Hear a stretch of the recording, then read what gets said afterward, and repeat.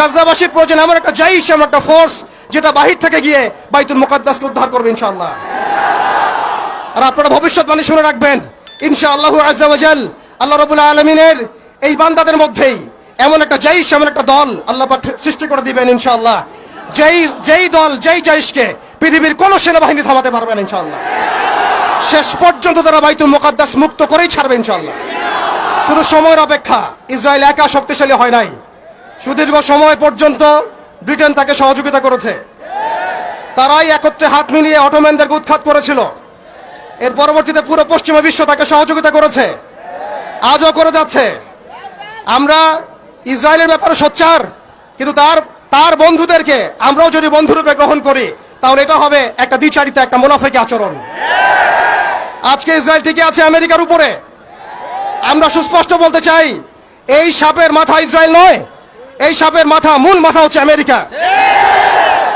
আমরা সাপের লেজ নিয়ে কথা বলছি, কিন্তু মাথার কনসুলেট ঘেরাও করার মতো সাহস আমাদের হচ্ছে না। তাদের প্রতিনিধিকে ডেকে এনে জিজ্ঞাসাবাদ করার মতো সাহস আমাদের হচ্ছে না। আমরা ইসরায়েল নিয়ে তৎপর, কিন্তু আমেরিকার যে আগ্রাসী ভূমিকা, কে ইসরায়েলকে অর্থ দিয়েছে? কে ইসরায়েলকে অর্থ দিয়েছে, বোম দিয়েছে? কোন সভ্যতা ইসরায়েলকে দাঁড় করিয়েছে? কোন সভ্যতা ইসরায়েলকে অর্থ দিয়েছে, বোমা দিয়েছে, সাহায্য করেছে? আমরা ইসরায়েলের ব্যাপারে সোচ্চার হলেও কেন আমরা আমেরিকার ব্যাপারে সোচ্চার নই? কেন আমরা পশ্চিমাদের ব্যাপারে সোচ্চার নই? আমাদের উচিত হবে তাদের সকলের সাথে বন্ধুত্বপূর্ণ সম্পর্ক ছিন্ন করা। প্রত্যেকটা মুসলিম কান্ট্রি থেকে ইসরায়েলের সাথে যাবতীয় কূটনৈতিক তৎপরতাকে ছিন্ন করা। শুধু তাই নয়, আরেকটা বিষয় আছে, আমরা মৌলিক ইসরায়েল সম্পর্কে সচেতন। আমাদের বাড়ির পাশে নতুন একটা ইসরায়েলের জন্ম হয়েছে, এই ব্যাপারে আমরা সচেতন নই। আমরা দেখলাম তারাবির নামাজে মসজিদ ভাঙা হলো, হোলি উৎসবের নামে মুসলিমদেরকে নির্মমভাবে রাস্তার মধ্যে পেটানো হয়েছে। তারা একটা অনিবার্য যুদ্ধ আমাদের উপর চাপিয়ে দেওয়ার চেষ্টা করছে। আমরা যতই ভালো মানুষ হতে চেষ্টা করি না কেন, আমরা এই কনফ্লিক্ট এড়াতে পারবো না। ইতিহাস আপনারা পরে দেখবেন আমরা এড়াতে পারি নাই। আমরা যতই ভালো এবং সুশীল সাজার চেষ্টা করি না কেন, যতই তাদের তন্ত্রমন্ত্রের পূজা করার চেষ্টা করি না কেন, যতই তাদেরকে সন্তুষ্ট করার চেষ্টা করি না কেন, তারা কোশ্চিন কালেও আমাদের উপর এই অনিবার্য যুদ্ধ থেকে ফিরে থাকবে না ইনশাআল্লাহ। অতএব আমাদের উচিত আমাদের জায়গা থেকে প্রস্তুতি গ্রহণ করা। এখন আমরা কি প্রস্তুতি গ্রহণ করতে পারি এটা আপনারা সবাই জানেন। আমাদের মূল প্রস্তুতি ইমানের প্রস্তুতি, আমলের প্রস্তুতি, তাজকিয়ার প্রস্তুতি, এবং সবচেয়ে বড় কথা, বাংলাদেশকে যতদিন পর্যন্ত আমরা একটা মদিনা রাষ্ট্র হিসেবে কায়েম করতে পারবো না, ততদিন পর্যন্ত আমরা রাষ্ট্রীয়ভাবে এই সমস্যার সমাধান করতে পারবো না। একজন ব্যক্তি কখনো রাষ্ট্রের বিরুদ্ধে যুদ্ধ করতে পারে না, একজন ব্যক্তি কখনো রাষ্ট্রের বিরুদ্ধে যুদ্ধ করতে পারে না।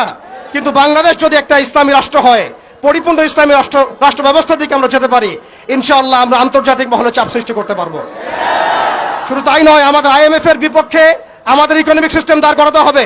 ওয়ার্ল্ড ব্যাংকের এগেইনস্টে আমাদের ব্যাংকিং সিস্টেম দাঁড় করাতে হবে। ওদের ইউনাইটেড নেশনস ফেল করেছে, ওদের মানবতা সংগঠনগুলো ফেল করেছে। এগুলোর এগেইনস্টে আমাদের ঐক্যবদ্ধ প্ল্যাটফর্ম নিয়ে আসতে হবে। এজন্য অবশ্যই আমাদেরকে একটা ইসলামিক রাষ্ট্রের দিকে যেতে হবে। প্রিয় ভাইয়েরা, এখন কথা বলার সময় নয়, কাজ করার সময়। শেষ করছি আমি, আমাদের চোখের পানি তাদের কোনো প্রয়োজন নাই, আমাদের মায়া কান্নার গাজাবাসীর কোনো প্রয়োজন নাই। গাজাবাসীর প্রয়োজন অর্থনৈতিক সাপোর্ট, গাজাবাসীর প্রয়োজন সামরিক সাপোর্ট, গাজাবাসীর প্রয়োজন এমন একটা জাইশ, এমন একটা ফোর্স যেটা বাহির থেকে গিয়ে বাইতুল মুকাদ্দাসকে উদ্ধার করবে ইনশাআল্লাহ। আর আপনারা ভবিষ্যৎবাণী শুনে রাখবেন ইনশাআল্লাহু আযজা ওয়া জাল, আল্লাহ রাব্বুল আলামিনের এই বান্দাদের মধ্যেই এমন একটা জাইশ, এমন একটা দল আল্লাহ পাক সৃষ্টি করে দিবেন ইনশাআল্লাহ। যেই দল, যেই জাইশকে পৃথিবীর কোন সেনাবাহিনী থামাতে পারবে না ইনশাআল্লাহ। শেষ পর্যন্ত তারা বাইতুল মুকাদ্দাস মুক্ত করেই ছাড়বে ইনশাআল্লাহ। শুধু সময়ের অপেক্ষা। তারা আমাদেরকে অপশন দিয়েছে, হয় আমাদের দাস হও, না হলে মরো। শেষ কথা, তারা আমাদেরকে অপশন দিয়ে দিয়েছে, হয় আমরা তাদের দাসত্ব করব, না হলে মরবো। আমরাও বলে দিচ্ছি, আমরা দাসত্ব করব না। আমরা হয় শহীদ হব, অথবা স্বাধীনতা ছিনিয়ে নিয়ে আসবো ইনশাআল্লাহ। হয় আমরা শহীদ হব, না হলে স্বাধীনতা ছিনিয়ে নিয়ে আসবো ইনশাআল্লাহ। আল্লাহ পাক আমাদের বাংলার তাওহীদের জনতাকে কবুল করেন, আমিন।